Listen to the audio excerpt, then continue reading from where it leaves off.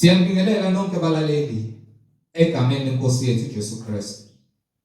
Makube kini umusa nokuthula okuvela kuNkulunkulu uBaba wethu nasenkosini uJesu Kristu.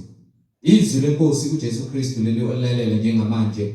Izwilenkosi uJesu Kristu lapho sishumayela khona, sifundise, sihlole imbhalo engcwele ngokwentando kaNkulunkulu kwindodana yakhe uJesu Kristu oyizwi likaNkulunkulu. Sizocela kubo bonke abantu abalalele njengamanje ukuthi sonke sibe namaBhayibheli ukuze sonke sizofunda kanye sibe nokuqonda imbhalo engcwele njengoba sifundiswa nanjengoba sishunyayezwa njengamanje.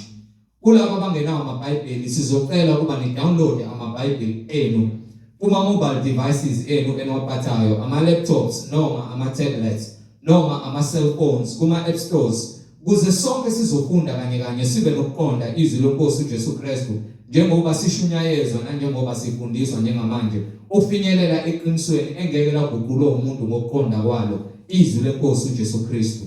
Kulabo abalalele njengamanje abafuna ukubhabhadiswa egameni likaJesu Kristu nalabo abanembuzo mayelana neBhayibheli ngenxa yemfundiso eziningi ezigcwele umhlaba wonke eziphambene nemiyalelo kaNkulunkulu ukuba nani nithathe imininingwane esoyishiya njengamanje, nalabo abanofakazi uJesu Kristu oyinkosi nomsindisi esekunikezile ubufakazi kuba ukuthule kuzo zonke izindlebe ezilalele ukuze wonke umuntu eze ekuphendukeni ngemibhalo engcwele ngobufakazi bakho obufakazelwa imibhalo engcwele iBhayibheli ukuba nixhumane nathi kule mininingwane engizoyishiya njengamanje. Ngizoqala nge-email address ethi izwilenkosi.ujesukristu@gmail.com izwilenkosi.ujesukristu@gmail.com. Nalabo abafuna ukuxhumana nathi ngizoshaya imininingwane, ngizoqala nge-WhatsApp number ne-cellphone number la uzokwazi ukuxhumana khona nathi ethi 066 566 9245 066 566 9245. Balaleli nani nonke enilalele, izintumayelo ziyatholakala zonke ku-YouTube lapho ungahlala khona phansi uphethe iBhayibheli lakho ulalelisise ukube ngabe lokho ukuzwayo ngamadlebe kuyafakazelwa yini ngemibhalo engcwele njengakho konke esifundiswa khona sishunyayezwa ngakho kufakazelwa umoya ongcwele ngemibhalo engcwele iBhayibheli. So ku-YouTube uzosetha uthi izwi lenkosi uJesu Kristu, izwi lenkosi uJesu Kristu.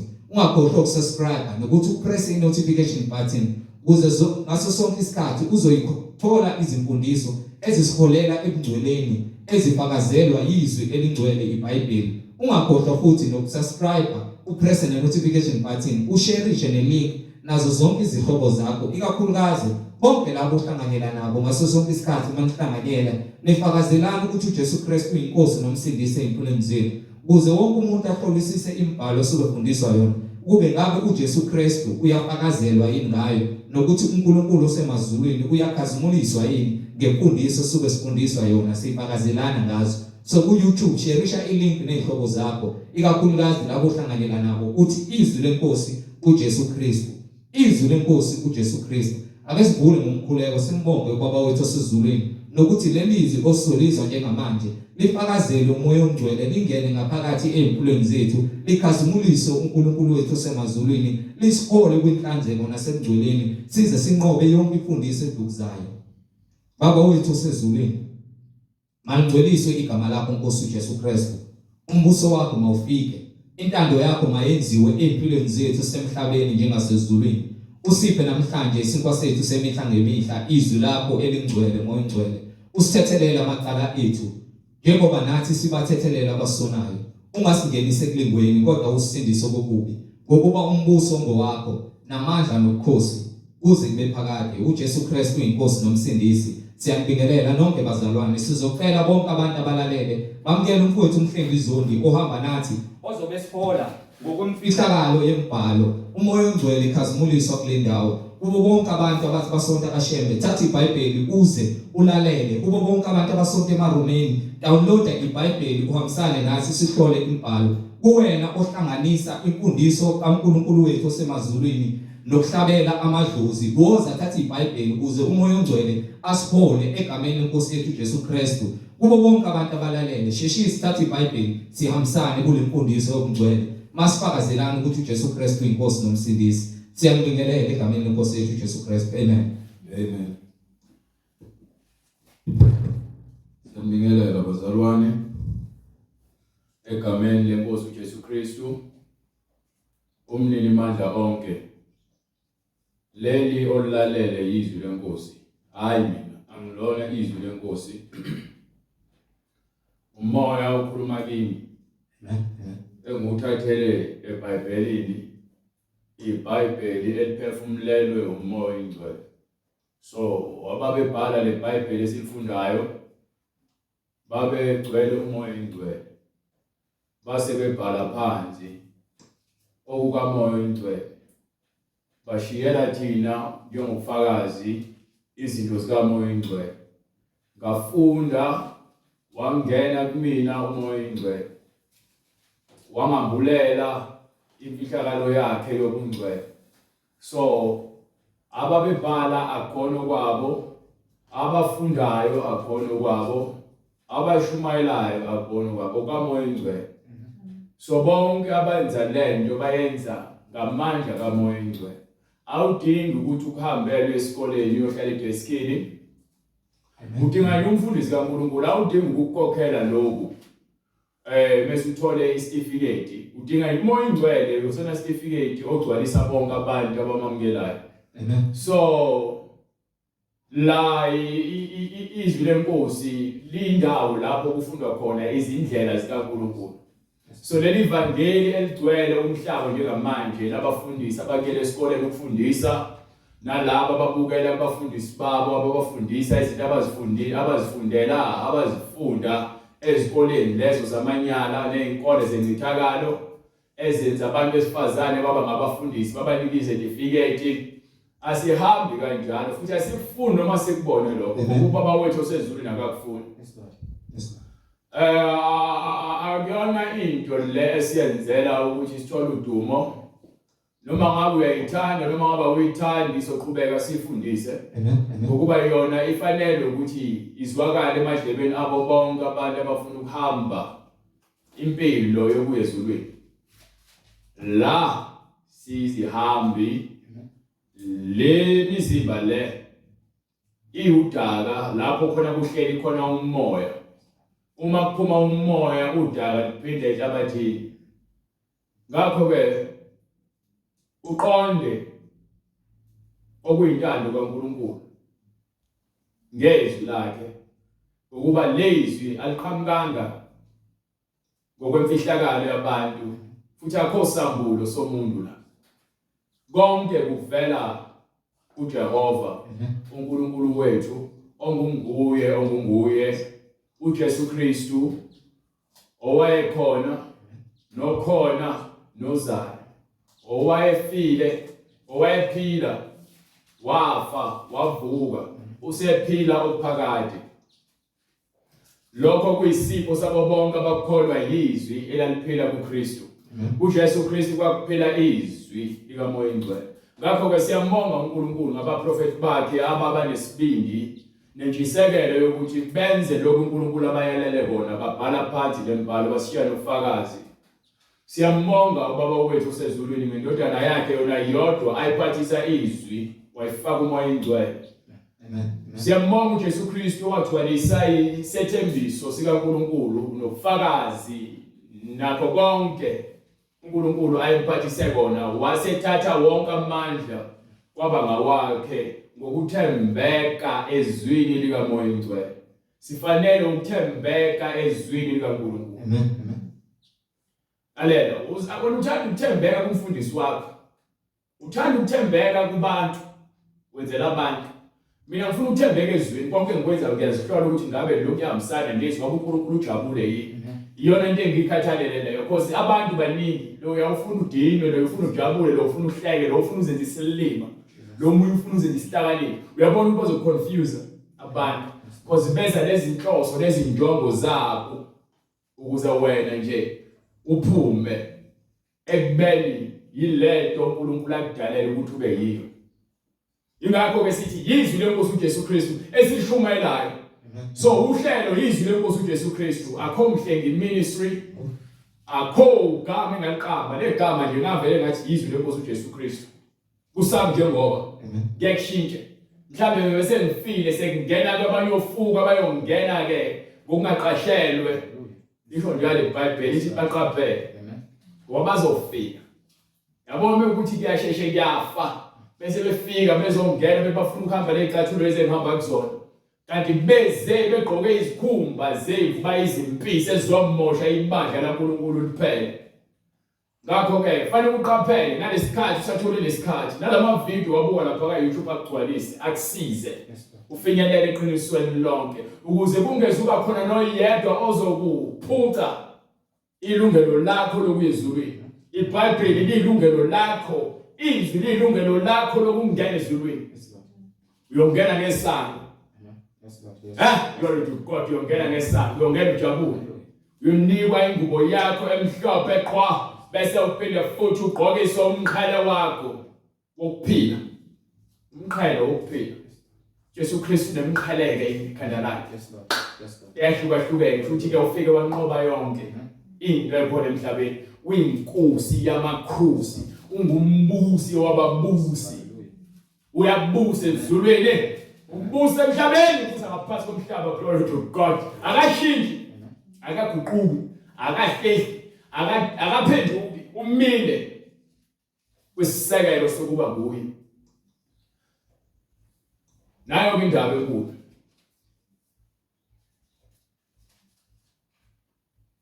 Incwadi yaJakobe. Incwadi yeGenesis, sahluko 28 from verse 18 right. Isikhumbuzo lesi ekumele ukwazi awuqale lapha kwincwadi yeGenesis. Bese ungiphe incwadi yeGenesis sahluko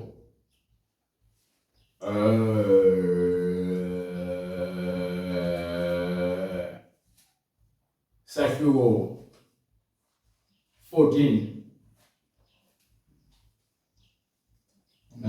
Ngifuna ke lapho khona uAbraham esebuya kolwa namakhosi ase-Elamu wabulala wonke. Wahlangana nompristi kaNkulunkulu obizwa ngokuthiwa uMelchizedek. Umpristi omkhulu kaNkulunkulu ongenasiqalo, ongenasiphetho, ongenamvelo. Uyabusa okuphakade ngakho uJesu Kristu weza ngakho. Incwadi uGenesis isahluko 14 verse 17. Yes sir. Emva kokubuya kwakhe ebunqobeni eKedoliyom. Yes sir. Namakhosi anaye yaphuma inkosi yaseSodom. Yes sir. Yaya ukumhlangabeza esigodini saseShave esiyisigodi senkosi. uMelchizedek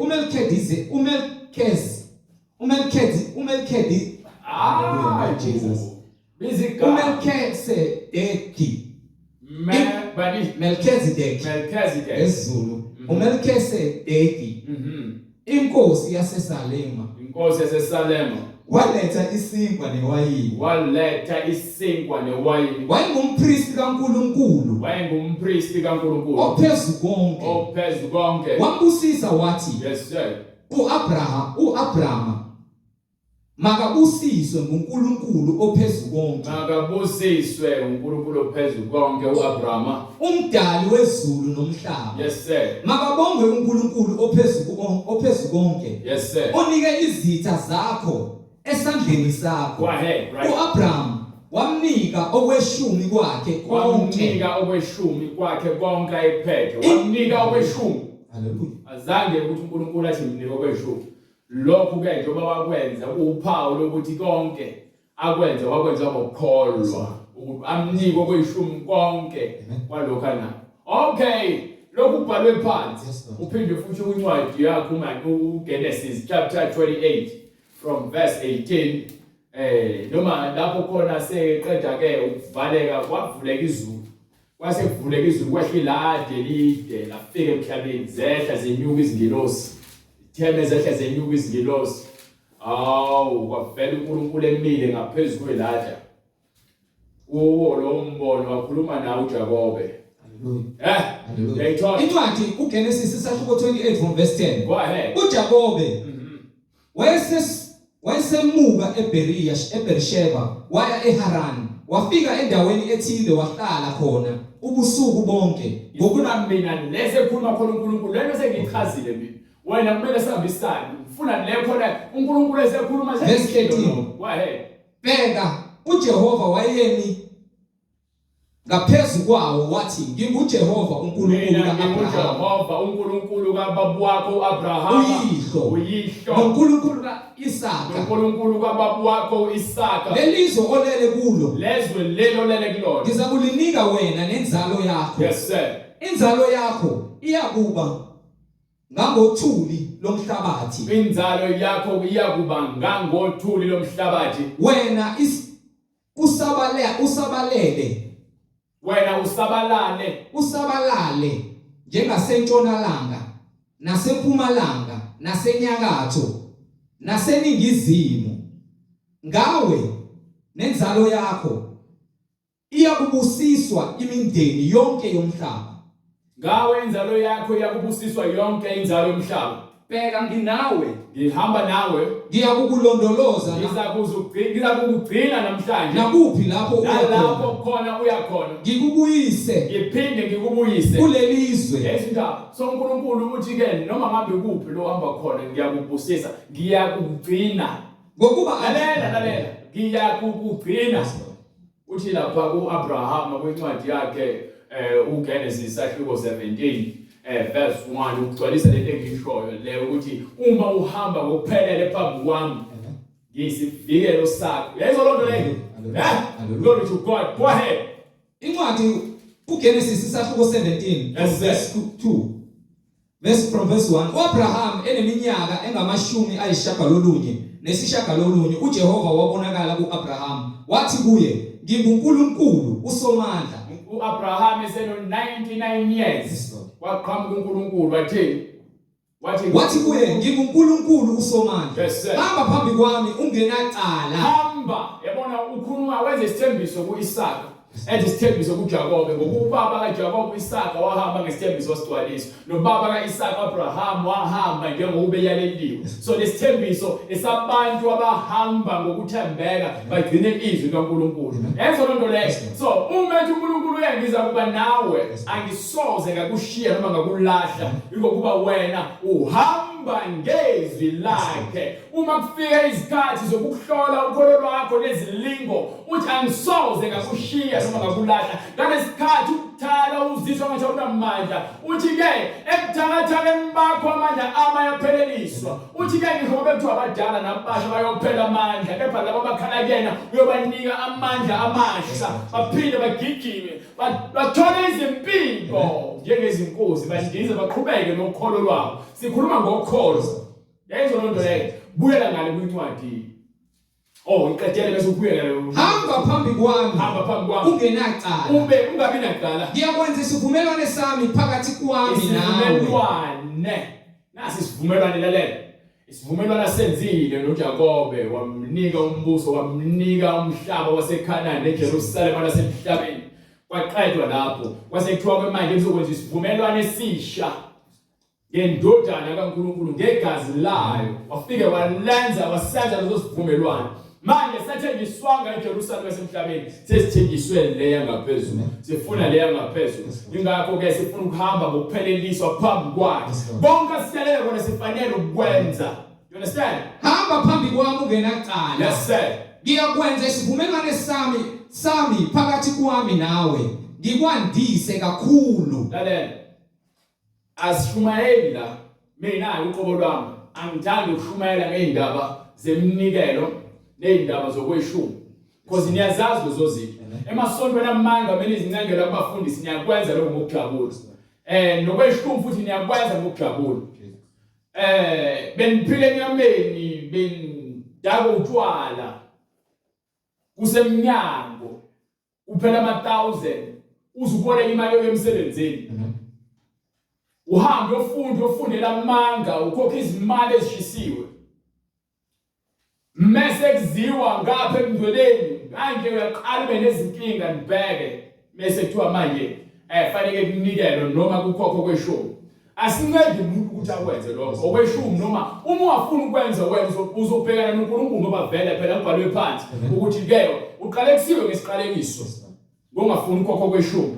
So akekho umuntu ophoqiwe ukuthi enze lezi lesizishoyo but uyizikhumbuzo ukuthi ke bonke lokhu uNkulunkulu akubekile ukubeke ukuthi makwenzeke. You understand? Ngakho ke njengokuba lezi zinto sizifundisela ukuthi umuntu lokho okuhlala emembeza wakhe ungazi ukuba ukuthi mina ngizobasela imali angibaseli imali ukuthi wena kufanele ukhokhe imali yomnikelo ukhokho kweshumi awukweleti mina awungikweleti lutho yepha umsebenzi kaNkulunkulu uyawukweleta ukuba fanele lihambe ivangeli. You understand? So ke ekuhambe kwevangeli fanele zihambe izindawo fanele nibhabhathize fanele size kunina fanele futhi sithenge idatha si-upload lama video ka YouTube. You understand?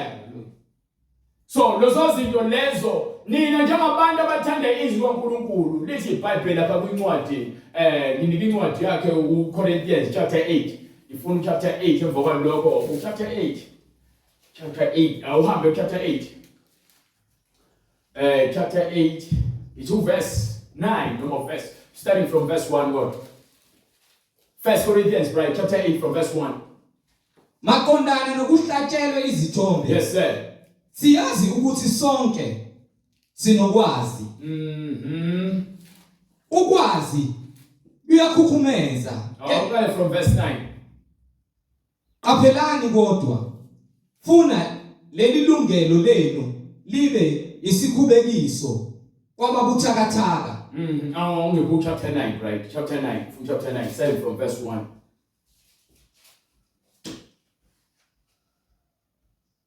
Angikhululekile na angisiyo umpostoli na. Yes sir. Angibonanga uJesu inkosi yethu na. Yes sir. Nina anisiwo umsebenzi wami enkosini na. Nina abengibona umsebenzi wami enkosini na. Noma ngingesiyo umpostoli kwabanye. Noma ngabe kuthiwa ngiyena umfundisi noma umpostoli kwabanye. Nokho kinina nginguye. Angiyena umpostoli kepha ngumfundisi wethu. Ngokuba uphawu lobupostoli bami enkosini yimina. So nami njengoba ke ngitshala imbewu uNkulunkulu nginikwe izwi ukuthi ngitshala imbewu nina nenhlabathi le. Fanele ngikhiphe izithelo. You understand? Go ahead. Lokhu kungukuziphendulela kwami kwabangisolayo. Yes sir. Asinalungelo yini lokudla nokuphuza na? You understand? Asinalungelo yini lokuhamba nomzalwanekazi right so ngithatha lo Bible ngihlala phansi ngizifundele. Asinalungelo yini yes sir lokuhamba nomzalwanekazi. Yes sir. Ongumkethu nonjengabanye abapostoli. Asinalungelo yini lokuhamba nomzalwanekazi ongumkethu njengabanye abapostoli nabafowabo benkosi noKefasi na. Yes sir. Kanti yimi kuphela noBarnabas esingenalungelo lokuyeka umsebenzi na. Ngubani oke aye empini ngezakhe izindlela na. Ubani ohamba aye empini ngaphandle komyalelo wenkosi kukhona nenduna ethathe umyalelo wenkosi bese kuthi ibutho lonke lihambe ngomyalelo wenkosi onikwinduna. So induna yani yamabutho. So thina ke sinezinduna ezingabapostoli ukuyibona bazinika ubufakazi bebuthatha kuphe enkosini. So nathi ke njengoba simla siyeke izinto esizithandayo ukuze senze lo msebenzi. Hayi ukuthi ngibheke ukuthi ngicebe mina ngevangeli cha ungalingi uzikhohlisa. Ngubani otshala isivini angazidli izithelo zazo na. Ubani othi metshala ke afike lapha atshale besathi abantu abakhona badle lapha abamphakathi nathi dlani nodwa ngeke ngidle lutho mina. Ubani owenza njalo? Ngubani owalusa umhlambi angadli ubisi lomhlambi na. So uma ngelusa ke nginezinkomo ngeke yini ngiphinde ngisenge ngidle amasi nobisi ngenze nocheese ngalawo masi ezinkomo engizilulusayo na. Lokhu ngikusho ngokwabantu nje na. Yes sir. Lokhu kukhulunywa njengathi thina abantu. Lokhu ngikusho njengokwabantu nje. Yes sir. Na. Nomthetho kambe awusho khona lokho na. Uthini umthetho? Ngokuba kulotshiwe emthethweni kaMose ungayifaki inkabi isimfonyo nxa ibhula. So uma amabele ibhula amabele ke sibonelo leso usayithathele lo mbhalo njengobuye kanje usezofaka la ukuze agcwalise lokho afuna ukukhaza ukuthi ke uma umuntu esebenza ufanele ukuthi adle emsebenzini wakhe njengoba nenkabi melibhula ungayifaki isifonyo ungayivali kufanele idle ngesikhathi isebenza kuzoqhubekeza njani isebenza. You understand? Isimple lento le ungayithatha uyiphendule. Angishumayeleni mina ukuthi ngicebe ngevangeli. Ngishumayeleni ukuthi sifanele sisebenze umsebenzi. Niyasifuna nifuna ukubhabhatiswa ngithi kufanele nani-ke ninikele emsebenzini wenkosi ukuze sihambe phela. You understand? Go ahead. Konje uNkulunkulu ukhathalele izinkabi na. uNkulunkulu ukhathalele no. Yebo. Cha. Usikhathalele but izona zathi umsebenzi kabani kaNkulunkulu. So uma ngithiwa ngiyinkabi mina ngisejokweni fanele ngidle ngalesikhathi lesi ngisebenza.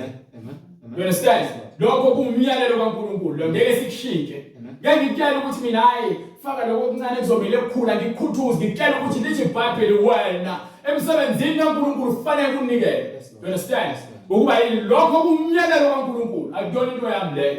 Asithembisi izimoto la nemizi sikutshela into kumele uyenze uma usebenza kufanele unikele okweshumi nomnikelo lokho kufanele ukwenze.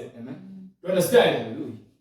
Noma ukusho ngenxa yethu noma lokhu kukhuluma ngenxa yethu impela na yebo kwalotshwa ngenxa yethu lokhu kubhalelwe bekhuluma ngenkabi esuke elima kuthiwa ingayibhuli ingafaki isifonyo usuke khuluma ngabantu abasuke bephethe izwi. Njengoba phela ke anginawo umsebenzi we-9 to 5.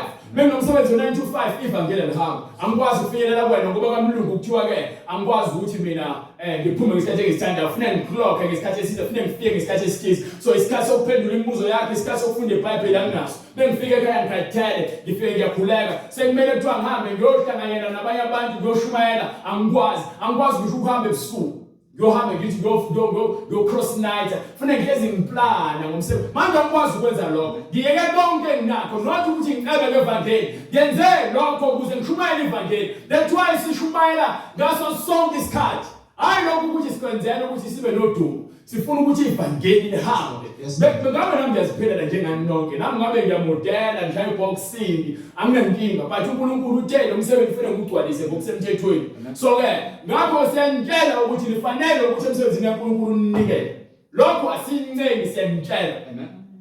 Siyanitshela ukuze nikwazi ukuba unembeza wakho ozokulahla. Ngiyanamukela ivangeli ngithi ngiyaphenduka ngiyafuna ukubatshela abantu alidayiswa ke levangeli lamahana. So asinengi ukuthi abantu siyacela phela ninikele nisixhase bandla no. Bona mukela ivangeli uzokwenza lokho kusho iBhayibheli ngeke uzokube inkinga kuwena. Bekuyinkinga kuwena kusho ukuthi wena glory to God. Hayi awufinyelela eqinisweni. You understand? Go ahead. Ngokuba kulotshiwe emthethweni kaMose ukuthi ungayifaki inkabi isimfonyo. Yes sir. Nxa ibhula amabele. Go ahead. Konje uNkulunkulu ukhathalele izinkabi na. Yes sir. Noma ukusho ngenxa yethu impela na. Yes sir. Yebo kwalotshwa ngenxa yethu ngokuba olimayo kufanele alime enethemba. Nakho ke akubona lokhu kuphela ukuthi mhlawumbe kukhulunywa ngami noma ngoBride. Kukhulunywa ngabafelokazi, kukhulunywa ngezintandane, ukhuluma ngabahluphekile, ukhulunywa ngezalukwazi. Ngathi yini ucontribute ngayo wena? But make sure ke keep intombi yakho lo favor nayo. Ufuna ukwenza konke ukubukwa lokho. Hamba lothenga umzimba. Nithi ngiyakholwa emsebenzini kaNkulunkulu anenzele ulutho. Nidlula abantu behluphekile lemgaqweni. Becela usizo, becela ukuthi awunako. Futhi ke anifuni ukuba usizo nasemphakathini. Nyenza lokho ukubona ngathi kuhle behlwe nakho nokufuna ukubukwa abantu. Bese kuziwe emsebenzini kaNkulunkulu lokho kuthiwa kwenze ngothando kaNkulunkulu. Kunzima yini ngokuba wena uzicabangela wena kuphela. Do you understand? Noma usho ngenxa yethu impela na yebo kwalotshwa ngenxa yethu ngokuba olimayo kufanele alime enethemba lovulayo aphume enethemba lokwabelwa naye. Yayina lonto akuyona imali yami imali yebandla soze imali yani yebandla yenza imisebenzi yebandla. So ke sifanele ukuthi lokhu esikhulumayo sikusekele ngeBhayibheli. Ungabe sokuthi lo usiyasigqwaba akunandaba nemali yakho. uNkulunkulu uyabonelela but emsebenzini kaNkulunkulu uma ukholelwa iqiniso neBhayibheli uzokwenza lokhu uNkulunkulu akushoyo ukuze wena ugcwalise konke uNkulunkulu akukhulumile. So bengichaza le ndaba le ukuveza le ndaba le uzobhekana nencwadi yaMalaki lapho khona ikhuluma ngakho kweshumi bese uphinde ungibhekane nencwadi futhi lapho khona uJakobe lapha kwincwadi yakhe uJakobe sahluko 28 awuthi uJakobe ngiyaxolisa uGenesis sahluko 28 from verse 15 eseqedile uNkulunkulu ukukhuluma naye uJakobe uthini uJakobe bese ngoba lokho sibuye sihambe sekule ncwadi yaMalaki sibheke ukuthi uthini uNkulunkulu lokhu kubhaliwe futhi nasencwadini Exodus ukuthi ke uyothi bese utshalile unyaka wesithathu ubona konke ozokuvuna bese uhambise kubapriest lokho kweshumi. You understand? Ilozo zinto lezo ekumele uziunderstand ukuthi wena njengomuntu okholwayo ufanele ukuthi ke unikele emsebenzini kaNkulunkulu. Ngoba ke angeke ngithi mina ke ngizovuka la ngithi ngizokwenza zonke izinto ngamandla ami. Lalela uNkulunkulu usebenzisa abantu ukuze kuphume ibandla. uNkulunkulu unika uMoses iplan yokwakha ibandla bese ethamba ukutshela abantwana bakaIsrael anikele lokho nabo. Bebefika bayanikela kuze kube ngaphezulu ukuze kuphume iTabernacle. So nebandla ngeke lakhiwe yimina.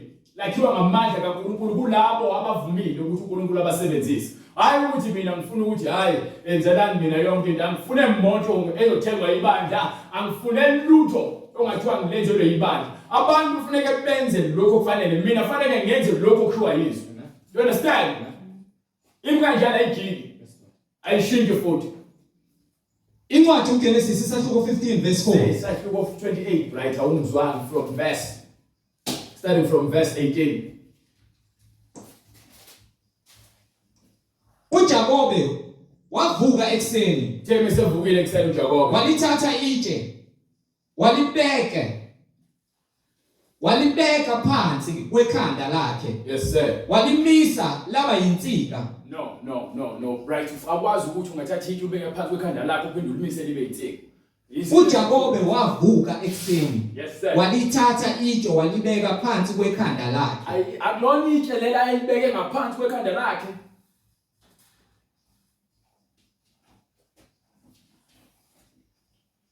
Ngima ngizokusiza ke. Ngifuna ukusiza, ngifuna ukufundela. Ngima ngifule microphone. Khona uzongizwa mtheni. Ithi incwadi ke. uJakobe wavuka ekuseni, walithatha itshe abelibeke phansi kwekhanda lakhe. Wamisa insika. So ukufunda phela ngokuqonda yikona okuzokwenza ukuthi nawe uqonde into ekhulumayo. uJakobe wavuka ekseni walithatha itshe abelibeke phansi kwekhanda lakhe. Yayizwa ke manje yakhuluma nawe. Walimisa laba yinsika. Walimisa laba yinsika. Wathela amafutha. Wasethela amafutha esihlokweni salo. Go ahead. Waqamba igama laleyo ndawo ngokuthi iBhetheli. Yes sir. Uqala igama lomuzi laliyiluze. Uqala igama lalomuzi kwakuyiluze. uJakobe wenza isithembiso wathi imali manje zwana uJakobe ubaba wakhe uAbraham wahamba wahlangana nenkosi yaseSalema uMelkija. Ungafuna uhliphe hlala lapho ngiyakhuluma mina ngizokutshela mengithi yakhona wamanje uzoduka ngifuna uduke ngcono ukufunda lapho uqhubeke ukuvuma nale ngishoyo khona uzobe sewufunda into oyizwayo nawe kunokuthi uphinde manje uqale phansi ube ngathi sithi nama scratch. Ngikhumbula sithi noma icassette eligaxelayo ishikula kahle ithi ngomhamba kahle bese ligaxela icassette ufuna ukuphuthume na ungenisa lo msebenzi. So wena ufocus endoko kubalekile njengamanje. So nango uAbraham ubuya koshama Nkosi ase-Elam. Lebuya koshama Nkosi ase-Elam uhlangana nenkosi ayihlangana nompriest omkhulu kaNkulunkulu uMelkizedeki. So mehlangana naye uhlangana naye phethe isinkwa newayini mesambusise abusisa uAbraham mase uAbraham athathe kwakhe okwakuphethe konke okweshuma kunike uMelchizedek. So manje na ke uma sekwenzile lokho nangu nangapha indodana yakhe uJakobe uNkulunkulu esemthembise ini umhlaba ukuthi uzomnika wona. Wawuqamba igama wathi ke iBerisheba kwaphambilini kwakuyiluze yena wayesethatha intsha walithela amafutha waligcoba wathi leyo ndawo siyayishintsha igama lakho iBerisheba iBethel. So iBethel leyo manje na ke usenza isithembiso ngabani uNkulunkulu naye manje uthini uJakobe wenza isithembiso wathi uma uNkulunkulu eyakuba nami uma uNkulunkulu eba nami wait uNkulunkulu uthe kuAbraham uma uhamba ngokuphelele kumina noma phambi kwami ngiyakukulonda angithi. So manje naye ke usenza isithembiso ngokuba yena uyavuma ukuthi uzothembeka uNkulunkulu uthi ke uNkulunkulu uma ehamba nami eba nami angilondoloze kule ndlela engihamba ngayo angiphe isinkwa sokudliwa bese angiphe isinkwa sokudliwa nezingubo zokwembatha ukuze ngibuye endlini kababa ukuze ngiphinde ngibuyele endlini kababa ngokuthula khona uJehova uyakuba nguNkulunkulu wami nalelitshe engilimise libe yinsika yes sir liyakuba yindlu kaNkulunkulu ukuthi uyokwenza ialtare lapho abuya azohlaba khona. Ngiyakwazi lokho ngikho futhi ke nginesqiniseko ukuthi lokhu uyakwenza ngilinde phela lokhu uyakwenza uthi mase kuya lapho ke komalume bakhe bese afika uNkulunkulu ngephupho futhi athi ke awuphuthume uhambe lesahlangana khona uyongenzela imhlatshelo bese athini kubantu athi ke thathani izithu zenu zonke nizilahle uNkulunkulu bezizwe bese sikhuphuke siya kuphi ikuphi lapho ngeBethera kithi sabe sokwenzela uNkulunkulu umhlatshelo la khona ngenzela khona umusa waba nami wangithembisa nakhona ke lokhu kuyenzeka manje ke uthini ukuze uNkulunkulu uJakobe wenza isithembiso wathi uma uNkulunkulu eyakuba nami angilondoloze kule ndlela engihamba ngayo angiphe isinkwa sokudliwa nezingubo zokwembatha impahla zokugqoka ukuze ngibuye endlini kababa ngokuthula khona uJehova uyakuba nguNkulunkulu wami nalelitshe engilimise libe yinsika liyakuba yindlu kaNkulunkulu go ahead nakukho konke khona bazoconfuse uthi uNkulunkulu abahlale bathempelele eziwe ngezandla. So uma esho njalo lo akuchazayo la uJakobe usho ukuthi njengoba ngihlangene naye la nomsebenzi wenkosi ngiyowenza la yilo wachazayo lo uNkulunkulu akahlali la khona ukuthi uzomakhela mshuthi kuzoba indlela no ukuthi indawo uNkulunkulu ayikhethile ukuthi njengoba kwakuhlatshwa ngomthetho omdala kwakunendawo ama-altare lapho khona ke kwenza khona imhlatshelo nezinto ezishiswayo zishiselwe uNkulunkulu njengoba uNkulunkulu wakhuluma kuAbraham wathi uthatha uIsaka indodana yakhe umuse entabeni ethize ezakhombiswayo azange noma ikuphi wahamba la yakhombiswa khona uNkulunkulu nala uNkulunkulu uyazisho ukuthi yabona la olekhona ngiyakukunika kube ifa lakho. So nakhona kuyamtshela ukuthi ila khona ke khoyo ngikhonzela khona nakhona bese bonakala sebuye kumalume bakhe umemtshela ukuthi khuphuka kwele esahlangana khona ufike ungenzele ialtare lapho uhlabe imhlatshelo. You understand? Go ahead. Nalelitshe engilimise libe yinsika liyakuba yindlu kaNkulunkulu. Yes sir. Nakukho konke oyakungipha khona ngiyakukunika okweshumi. Ngabe uyakwenza yini lokho wena? Awenzeni mina? Imba. Ngabe uyakwenza yini wena? Oyakunginika nami ngifanele ukuthi bekuthiwa ngiyasebenza noma kuthiwa ngibusiness ngikhokho kweshumi. Ngimekuthiwa kunemali engenzayo nginebhizinisi kufanele ngikukhokhe kweshumi. Ngoba uNkulunkulu ungiphile. Anginako ukuthi hayi phela uNkulunkulu mina ungigcobile ukuthi ngishumayele ukuthi mina lalela ayikho lonto le. Ngisho ngifuna Durban is a lie. Glory to God. Ngifuna ukukhombisa. Yazi uAbraham wakhokha kweshumi. Angithi? Yes Lord. Kepha wengena umpriest. Kepha amadodana akhe amaLevi akhethwa njengabapriest abaphuma kubani kuAaron bakhokho kweshumi bekuphi beke okhalweni lakhe njengoba kokhokho uyena nabo baphuma ngaphansi kwakhe ubhale kwincwadi yamaHebheru lo wefuna indawo wrong ngiyazi maHebheru Yes, Lord. Hallelujah. kwincwadi yamaHebheru Hallelujah.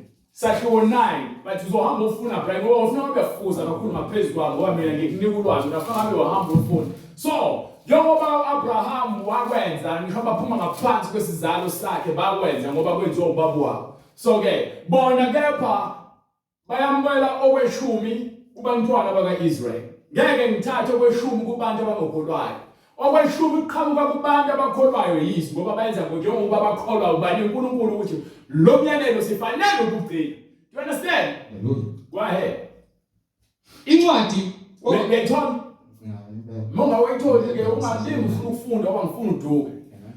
Njengoba ke lona ethi ke manje asibile ngale kwincwadi yalo uzathi soyifuna le ncwadi le uzoyifuna but ngifuna ukuthi ke uqedele lokho kusho uJakobe ethi ke kukhona konke uNkulunkulu anginika kona nami ngiyakunikela kuye okweshumi. You understand? Manje umbuzo wami uthi wena ke uNkulunkulu ubusisile ngomsebenzi okade ucela wakubusisa ngebhizinisi okade ucela kepha kweshuma ukazi ukhokhe noma usakhokhi waqale wakhokha manje usubeka izinkinga zakho phambili ngaphezulu kweshuma ubeka wena wenza kwakho kuphela okwaNkulunkulu awusakwenzi kepha uyeza phambi kwaNkulunkulu uzomkhalela nencwadi yamalakhe ngiyayifuna incwadi yamalakhe ngifuna lo ncwadi le ukuba iyonzo gcwalisa ngale into engiyishoyo ukuthi ngenxa yokuthi abanye abantu besebenza ibaphelele imisebenzi kade ade beguqa bekhala befuna imisebenzi bathembisa ukuthi bayokwenza okuhle phambi kwaNkulunkulu meseke esesebenza sekhohliwe ukwenza okuhle phambi kwaNkulunkulu usenza okuhle phambi kwabantu inkinga zenu nizibeka ngaphezulu kwaNkulunkulu bathuthi uNkulunkulu ke nina nonke enikhatheleyo uthi enithweleyo nenisindwayo zanini kimi ngizakumpumuza thathani ijoka lami ngokuba lona lilula nifunde kumina ngoba ngitholekile uNkulunkulu uzofundisa impilo yokulunga so ezikoleni ingane zenu zikhokhela ama school fees kepha likaNkulunkulu anifuni kwenza lutho niyavuma amen amen yabasho phezulu nama status ngero mwana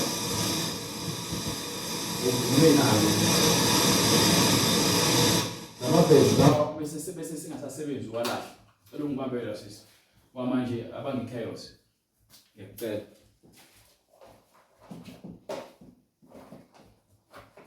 mese nje uqale ehlohloza kanje ungasawafaka le boxini ngiyacela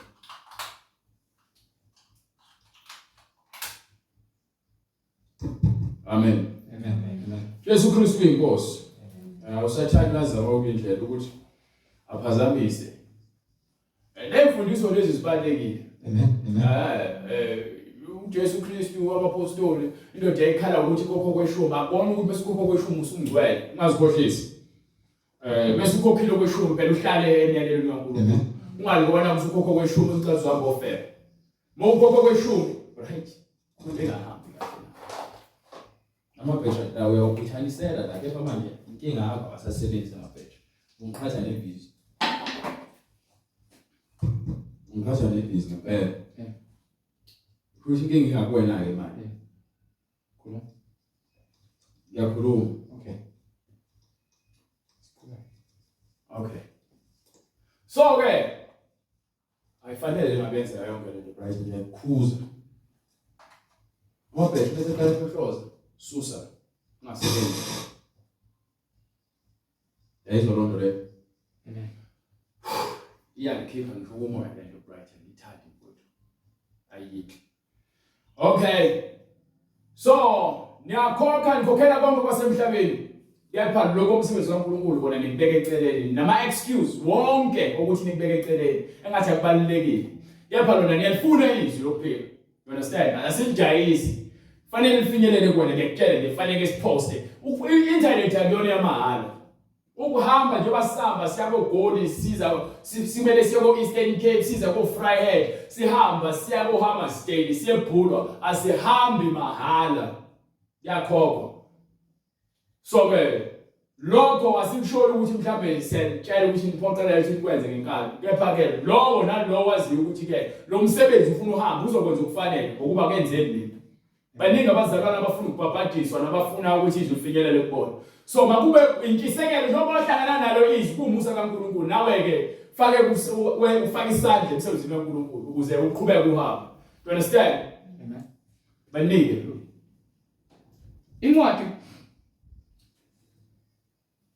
incwadi kumaHebheru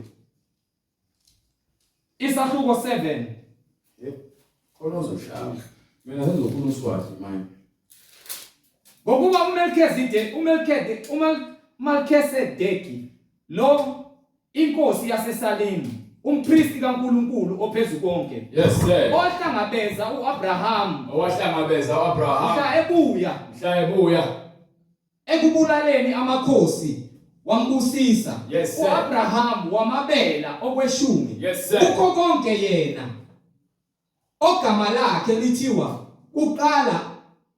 uqala ukuhunyushwa kwalo inkosi yokuthula so uMelkisedeki inkosi yaseSalema yahlangana noAbraham uJesu Kristu lo amen because iBhayibheli lisho njalo lithi ke uyinkosi yokuthula ayisho ke loncwadi Isaiah yes Lord manje uJesu Kristu wahlangana noAbraham glory to God manini bese kuba yinkosi yaseSalema okungukuthi yinkosi yokuthula inkosi yokuthula engenayise inkosi umuntu ongenayise engenanina engenaluzalo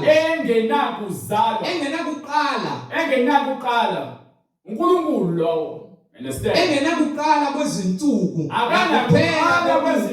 akuphela ukuphila usho ukuthi ke nangu kuMelkisedeki wahlangana noAbraham uNkulunkulu wahlangana noAbraham understand akanasiqala akanasiphela akekho manje uvela ku kepha efaniswa nendodana kaNkulunkulu ufaniswa nani efaniswa nendodana kaNkulunkulu uhlala wait iBhayibheli liveza zonke izinto ezimfihlakala abantu abazifunda zonke izinto kepha abaziqonda izingilosi zikaNkulunkulu lithi iBhayibheli ngokuba wenza izingilosi zakhe ukuthi zibe ngumoya kepha izingilosi zikaNkulunkulu ziyabonakala enyameni abanye bathi izingilosi ngeke zikwazi ukuthi ke zizalisa abantu so nazi izingilosi kuthiwa amadodana kaNkulunkulu amethisa abantwana amadodakazi abantu bazala abantu abankhulu abawozabazaba obhazabaza so manje ke lithi iBhayibheli uNkulunkulu abonakala ngesimo sendodana futhi lapha yes Lord hallelujah wasibona isimo somuntu engaziwi ukuthi uqhamuka kuthiwa inkosi yokuthula umpristi kaNkulunkulu wafike kuAbraham wakhokha kuyena okweshumi esithini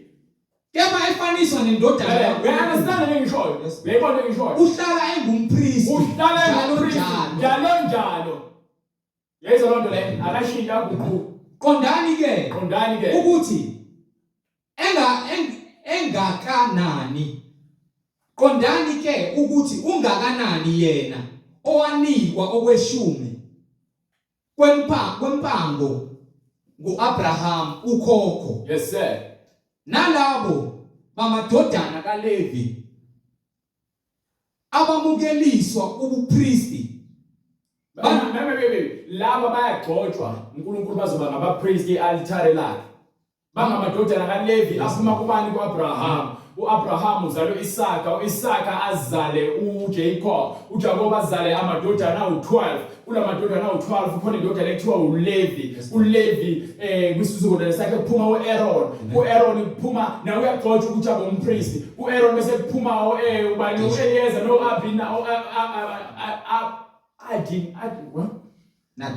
Nadabi noAbihu yes no Eliyeza so lawo baba ngabapriesti ngokugcotshwa uNkulunkulu ngokwenyama bona ke bakhokha kweshumi khona bekwamukela kweshumi bona you understand so mangase nje kuthiwa mina angisebenzi njengoba ngasebenzi mina okweshumi ngiyakwamukela ngekwazi ukukhokha because ngithatha vele kweshumi kubani so izinto lezo zasesontweni nami nginakho ukuthi fanele ngidle kuloko kweshumi nasemnikelweni. Kepha ke uma ngisebenza noma nginebhizinisi nami ngokuba ngiyakwazi ukwenza imali nokukhokhelwa fanele ngize ngizokhokha kweshumi nami ngokuba nabo abapriest besokhalweni bakukhokha ngobaba wabo. So wonke umuntu okwazi ukwenza inzuzo kufanele ukukhokha kwani okweshumi.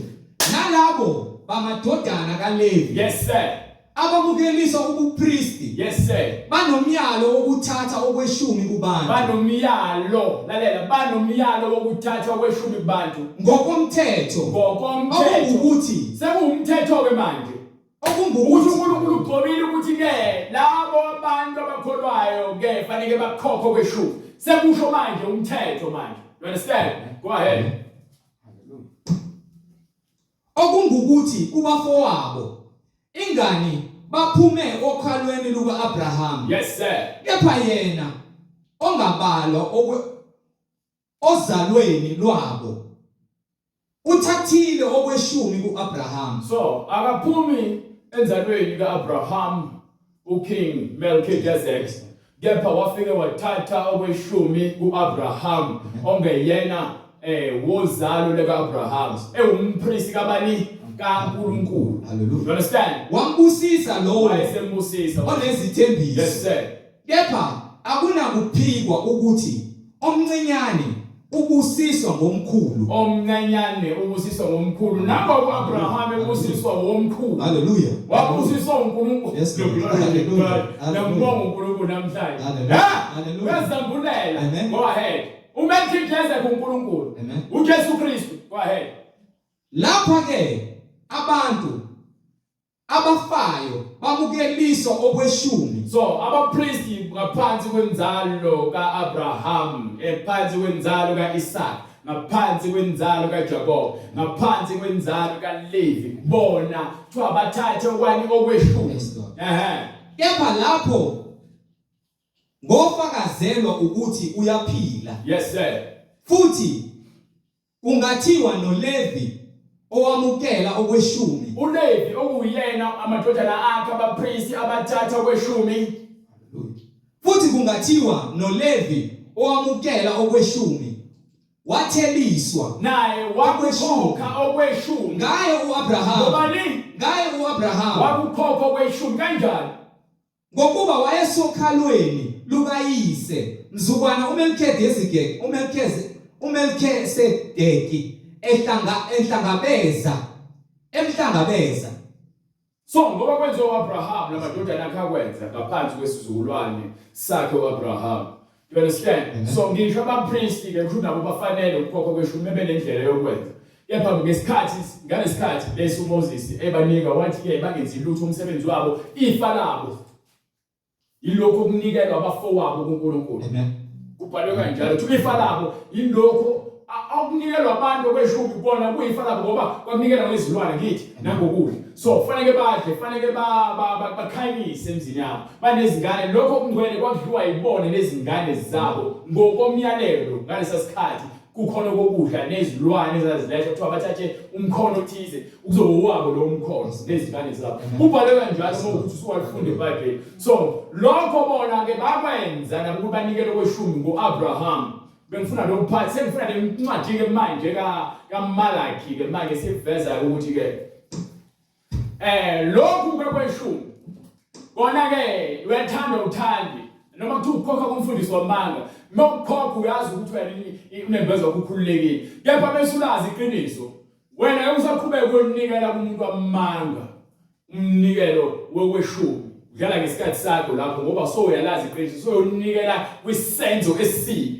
Umthetho ukuvumela uthi awulula isandla sakho kwisenzo esibi. Do you understand?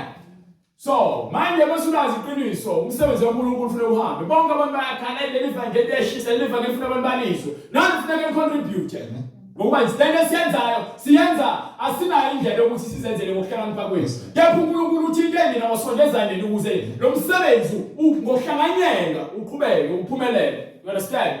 Go ahead. Hallelujah. Malaki awuyazi incwadi lekhona ekhuluma khona ngelonduzana ngokweshumi. Oh ifuneke bright samele ufuze bright. Hallelujah. So uNkulunkulu ubekile lokho othi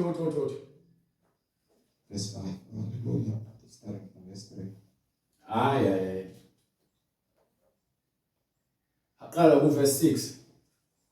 Ngokuba mina Jehova Ngokuba mina Jehova angiguquki. angiguquki ngalo umnikelo ofanele umnikela akuguquki okweshumi akuguquki nina ningaguquka nihambe niyophuza utshwala nenze konke lokhu nifebe nidle imali emashibhini nithambe ama-vacation indawo ezibizayo nenze zonke izinto ezijabulisa inyama lezi but umnikelo kaNkulunkulu wona uyafunakala okweshumi futhi uyafunakala you understand so uma ungakwenzi lokho uthi uyakholwa wena uyafana nomhedeni lalela uyafana nomhedeni ngoba abantu abangakholwayo baqalekisiwe so nawe ngokungakholwa kwakho nongafuni ukwenza izinto zikaNkulunkulu uqalekisiwe angikusabisi ubabhalwe phasi ngiyalithanda iBhayibheli ngoba liyangifakazela go ahead Ngokuba mina Jehova angiguquki. oh glory to Jesus yakaguquki Ngalokho nina madodana kaJakobe Nina niyakholwa abonke bazibiza amadodana kaJakobe abantwana baka-Israyeli abakholwayo akekho umuntu ongathena uyindodana ka-Israyeli noma wakwa-Israyeli engakholwa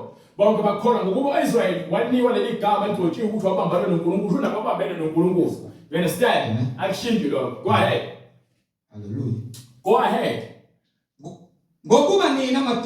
Ngokuba mina ngikuJehova angiguquki. yes sir Ngalokho nina madodana kaJakobe aniqedwa kusukela emihleni yawoyihlo. nginisindisile nganigade nganinika konke enidingayo Nicezukile ezimisweni yaba zami. naphuma emnyalelweni nakwizimiso zikaJehova Anizigcinanga. anifuni ukugcina umthetho kaNkulunkulu Buyelani kimi. buyelani kuNkulunkulu Ngiyakubuyela kimi. nawe uNkulunkulu uzakubuyela kuwena Usho usho uJehova. bani Usho uJehova Sebawuthi. akusho umhleli Usho uJehova Sebawuthi. usho uJehova usebawuthi Nokho nithi nokho nithi siyakubuyela kanjani? asike sisweke manje thina incwadi Umuntu angaphanga uNkulunkulu na? ungamrobha yini uNkulunkulu Nokho niyangiphanga. kepha nina niyarobha nina Bese nithi bese nilokwe nithi sikuphanga kanjani? sirobha kanjani Ngokweshumi anisafuni ukhokho kweshumi nangeminikelo. nangeminikelo izo nje ngikhuluma ngayo so usuma ngisukela nje ukuthi mina ngiyaniphanda amnandaba futhi musho njalo futhi ngikhululekile ngoba ngikhululeke ngaphakathi kepha iBhayibheli yasikhulumela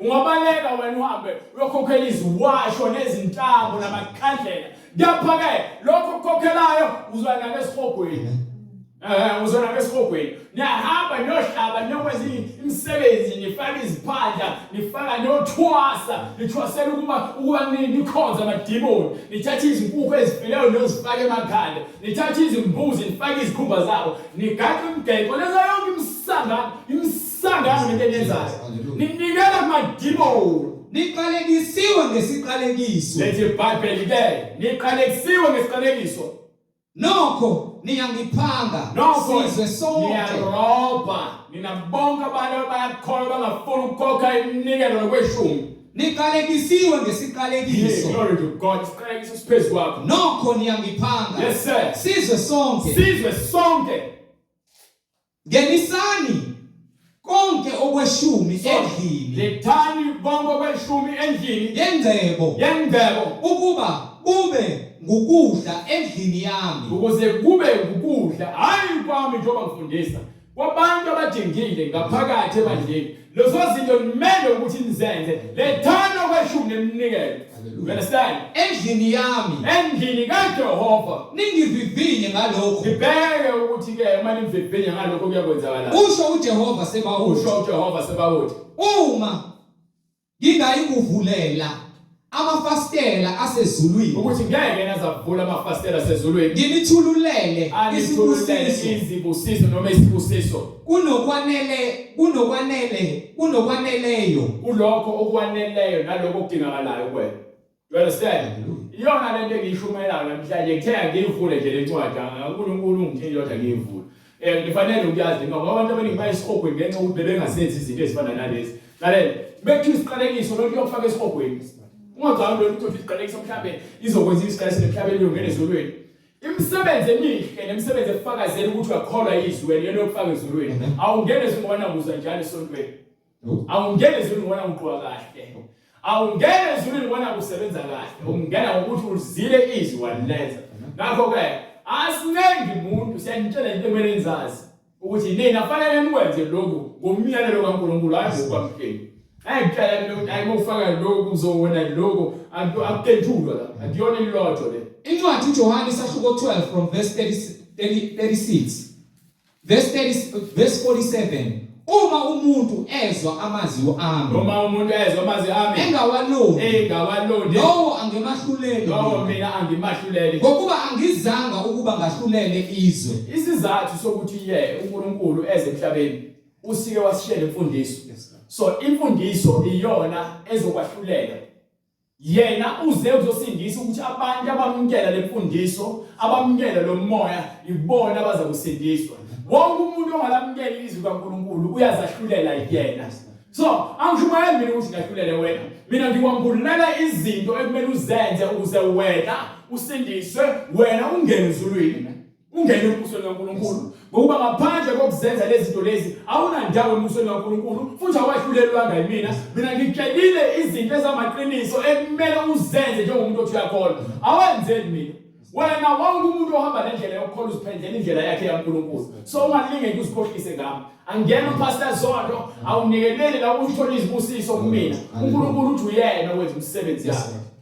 Awunikele la ukuthi uke ukusasa uzothola 1000 no. uNkulunkulu izibusiso zonke ezinhle ziqhaba ngaphezulu ezakhe uyazi ukuthi nobani uzomnika ukuthi abanye abafuna izingane kepha izinto ezinjengalezi abazenzi mhlambe bungenza lokho kwenzeke lokho ngenza isibonelo abanye bafuna imisebenzi abanye bafuna ama promotion kepha bahlule kwenza izinto ezisimple uNkulunkulu uthi awuwenze lokho phela ukuthi ngeke kuvuleke isibusiso ngoba phela khona izinto ezivalelekayo kuwena ngenxa ukuthi wena uzicabangela wena kuphela Bene lokhu nizwa uNkulunkulu afezekanga empilweni yakho. Uthi yini engayikholelwa? Ngcono ngihambe ngiyothwala. Ngoba imisathane sekuluthini. Wena imali yakho igcinela ukuthi uhambe uyonikele emadlozini, hambe unikele konke umsebenzi. Ngoba afundisi bakutshela ukuthi ke uma ufaka imbewu la uzomila isihlahla. So uma ufaka imbewu utshala kancane kuzomila kancane, utshala kakhulu. Ayikho lonto leyo. Hallelujah. Unikele umnikelo njengoba uNkulunkulu ethe awukekho umuntu okalelile ukuthi ufanele unikele imali uma unikele. Batho kweshuma akushintshe. Yes, Lord. So more 1,000 rand, 10%. We are uNkulunkulu. Amen. Amen. Kulo 1,000 rand mesukhokhile lokho kweshume bese emva kwalokho uthatha inikelo wakho noma kuthi unikela ngo10 rand mangesihlanu ayikho inkingi. Ngeke ngithi ngiyabonako ngizobheka ukuthi unikele ngamalini imalini bese ngithi mina nina niyazi ngiyadelela. Nikosi umfundisi udriver man. Nikosi umfundisi udlanga. Fanele umuntu asukile ukuthi manje ngibasirina anginandaba nalonto mina. Mina iqiniso ngohlezi ngikhuluma ngokujabula noma kuthiwa ngimile la ngikhale izinyembezi ngoba ngikhuluma iqiniso ngoba yini hayi lona liyakhulula lo ngithi ngilele ngalona ngizisola ukuthi hayi yazi namhlanje ngitshela uNkulunkulu akaze ayisho lonto angilali nje kanjalo bengilala ukuthi nya yini ngilokuthula ngikunikiwe iqiniso ngeke udayise lithi iBhayibheli kwincwadi yeZakhariya lithenge iqiniso ungalidayisi ningayifunda yini nithola haleluya kumsebenzi lo Yazo, lithi lithenge iqiniso ungalidayisi. Iqiniso ungalidayisi. Yabona lithenga, uthenga kanjani? Uthenga ngonemveza wakho, uthenga umoya wakho nangomzimba wakho, iqiniso. So ngeke uzudayisa iqiniso, ungadayisa amanga. Ubona amabandla amaningi emile nje, ami esisekelo lesamanga. Izindlu lezo ezwayo. Wathi uPetro Pendukani. Iloyo naloyo abhabhathiswe. Lo ufanele ukubhabhathizwa. Egameni likaJesu Kristu. Kukho ukuthethelelwa kwezono. Khona niyakwamukeliswa. Ukuze ke namukeliswe. Isiphiwo sikamoya oyingcwele. Ngokuba isithembiso ngesenu nesabantwana benu. Isithembiso esenu sabantwana benu. Esabo bonke abakude. Bonke inkosi uNkulunkulu eyakubabisa. Wafakaza nangamanye amazwi amaningi wathi sisindiseni kulesi sizukulwane esiphambeneyo. Glory to God, isindise. Wenze lokho uNkulunkulu athi kwenze ngamandla akhe hayi ngamandla ami. Sikucela nje izinto ezibalekile embusweni kaNkulunkulu. Jesu Kristu inkosi. Sicela uNkulunkulu aqhubeka sisibekela sigcine ngamandla akhe. Labo bafuna ukubhabhadiswa egameni likaJesu Kristu bazosithinta kumniningwane oyibonayo ku screen. uNkulunkulu ayenza indlela size sifinyelele kuwena. Ungene ngaphansi kwamanzi egameni lenkosi uJesu noma egameni likaJesu Kristu. yona ndlela ezothula ungathi ngididekile egameni lenkosi uJesu noma egameni likaJesu Kristu hayi egameni lenkosi uJesu Kristu no ngenza njengoba mina iBhayibheli lisho ngiyalithanda ngoba liyangigana ayingizungiphikisi angikhathanda uma ubhabhatha kanjani mina ngikufuna la Yes, Lord. hayi mina ngabulala nje kuphi khona Hallelujah. sikhombise lapha nangu nasi isambulo Yes, Lord. manje isambulile qhamuka lapha isambulo sakho wena wena Yes, esingafakazela abapostoli ethi ufakazi Amen. ufakazi bakaJehova ubhabhathisa kanjani Ushandela. mhlambe Emaromeni. pusha abantu emaromini in the name of the Father noma egameni likayise egameni likaNdodana egameni likaMoya Oyingcwele oh yethi Maria kuphi khona wophe Nangu Jesu. sikufuna la mawungekho la awazihluphe ngami suka kumina ngoba mina ngizokufakela Nangu Jesu. ngizokufaka la uzike njengoba mhlawumbe siyobhabhathisa abantu abavonqa baphampu ungathi baphampa ibhola ephakile noma baphampa bayaphampa noma khona babhabhisa bese suka hamba buse njengoba usuku kwembuza lapha esala wazamana imoshe isikhathi senu Amen. Amen. okay Jesu Kristu inkosi Yes, Lord. mawufuna ubhabhathisa igama laJesu Kristu yokusho kwembhalo yebo sowusithinta anginaso isibindi Moya Oyingcwele uyazenzela Amen. wonke umuntu unesibindi sonke unaso isibindi Hallelujah. bathi ke sisiliva Yes, Lord. bathi ke umoya wokuqina ezweni wona osebenzayo angizenzeli la ngokuhlakanipha kwami futhi angisabi umuntu ukuthi uzongenzani yini engayisaba wona uzobulala inyama yami umphefumulo ngokuza ukuthinte ngiyogcina ngenyama so manje yini engizokusabela yona yini engakusabela yona udume ngani uma uthi ubulala abantu uzofa uzofa kabili Yes, Lord. manje ngizokusabani wena uzofa kabili mina ngizofakani ngife ngokwenyama yeba ngibe ngiphile kamoya bese ngihambe ngiyolala ngesikhathi ngilala wena uzobusha esihogweni Yes, Lord. angisho ukuthi ngizifake ezulwini sengiyasho ukuthi ngokukhuluma iqiniso nokukhululeka nokulenza iqiniso nginendawo engiyakhaya engibekelwe yona ingakho nje iseza kubona ethi ke ngiyakholwa kubaba kholwani naye ukube ekhaya kababa kunezindlu eziningi uma bengenjalo bengenintshela ngiyahamba abanye ngalungisela ukuze la ngikhona nani nibe khona ngiyabuya ngizonhlangabeza so ke siyazi ngokushiya wathi ngizothumela kodwa umduduzi oza kufika ngigcwalise ngakho konke angiholele kwiqiniso lonke glory to God ngoba manje ngizoba ngofakazi bami bazo zonke lezi zinto hambani ke nolida Lord Jesus. mawufuna ukubhabhathisa uzositshela le number sihleli kusisekelo Yes, Lord. sikaMoya Oyingcwele zonke lemfundiso ezikhona ezikhamba esihogweni ziyekeni niphume lapho niphume mawuthi uzimisela ungena ezulwini uzokhohlwa ukuthi kusho mina uzobheka iBhayibheli lakho uzothola into esishoyo and then ube sozifakazela ukuthi ngakuzwa Jesu Kristu inkosi size sibonane futhi namhlanje lesibili sophinde sibonane ngomgqibelo ntambama umgqibelo ntambama ngo3:30 uNkulunkulu evumile Jesu Kristu inkosi siyambonga ngani nonke bazalwane abamukela ivangeli nalabo abaphendukayo abafuna ukuhamba indlela okhona Sisho uNkulunkulu angigcine bazalwane size siphinde sibonane uNkulunkulu evumile ngawo umgqibelo besacela sivale umkhuleko Baba egameni lenkosi yethu Jesu Kristu uNkulunkulu namandla siyabonga izwi lakho Nkosi uJesu Kristu wena nezwi lakho Nkosi nimunye siyacela lingene ngaphakathi emphefumulweni wethu likhazimulise wena uNkulunkulu ongcwele wena ohlezi esiqaleni sobukhosi likhazimulise wena Nkosi uJesu Kristu ngokuba wena uyinkosi nomsindisi